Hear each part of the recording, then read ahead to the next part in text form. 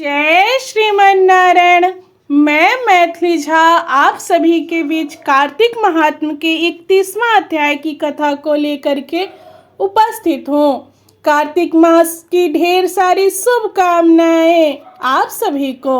मैं कामना करती हूँ कि आप सभी के घरों में सुख शांति समृद्धि बनी रहे।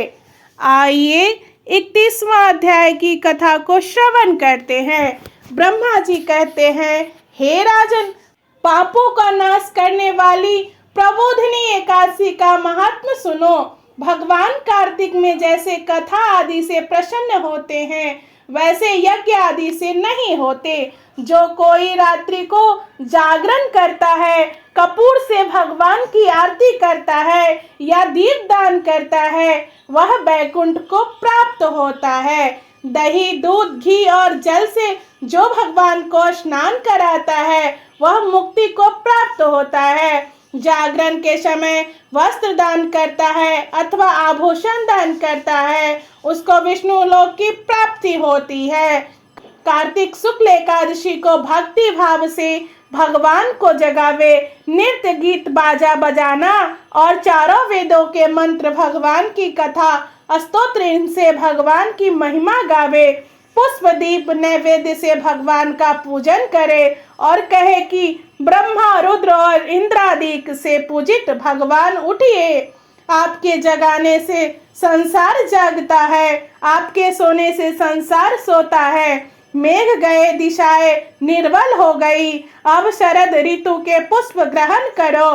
वैष्णव लोग एकादशी की रात्रि को शयन करावे, दिन को जगावे। जब एकादशी बीत जाए तो द्वादशी के दिन उबटन लगाकर पंचामृत से स्नान करावे, गोरोचन व तिलक लगावे, वस्त्र आदि पहनावे, पुष्प कुमकुम दीप धूप नैवेद्य तथा खीर से हवन करे।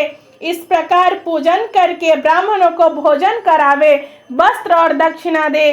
4 महीने के व्रत की समाप्ति कर ब्राह्मणों को दक्षिणा देकर विसर्जन करे। भीष्म पंचक व्रत एकादशी पूर्णमासी पर्यंत करने वाला विधि से स्नान करे। देव ऋषि पितरों का तर्पण करे। तुला वस्त्र पहनकर इंद्रादि को वश में करके भगवान का पूजन करे। भूमि पर शयन करे। 5 दिन अखंड दीपक जलावे। ओम नमो भगवते वासुदेवाय इसका 108 बार जाप करे। पूजन के पश्चात अर्घ देकर तिल जौ खीर का ओम नमो नारायण इन मंत्र से हवन करे। द्वादशी को गौमूत्र, त्रयोदशी को गौ दुग्ध, चतुर्दशी को गौ घृत, पूर्णमासी को गौ का दही। 5 दिन तक विधि से स्नान कर पूजा करे। एकादशी को सोने का दान करे। द्वादशी को घी, त्रयोदशी को गौ दान, चतुर्दशी को खीर, पूर्णमासी को सफेद काले तिल और अन्न का दान करे।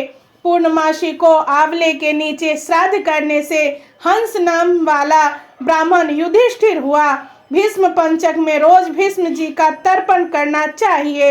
वासुदेव के अवतार शांतनु के पुत्र चंद्रवंश में उत्पन्न वैयाग्रपद गोत्र, संस्कृत प्रवर वाले पुत्र रहित सत्यव्रत गंगा के पुत्र, जन्म पर्यंत ब्रह्मचारी रहने वाले भीष्म जी का तर्पण करने से वर्ष भर के पाप नाश हो जाते हैं। जय श्रीमन नारायण। आप सभी को यह कथा पसंद आई हो तो हमारे YouTube चैनल को सब्सक्राइब करें तथा अपने मित्रों में अवश्य शेयर कर दें और कमेंट में अपनी राय अवश्य दें।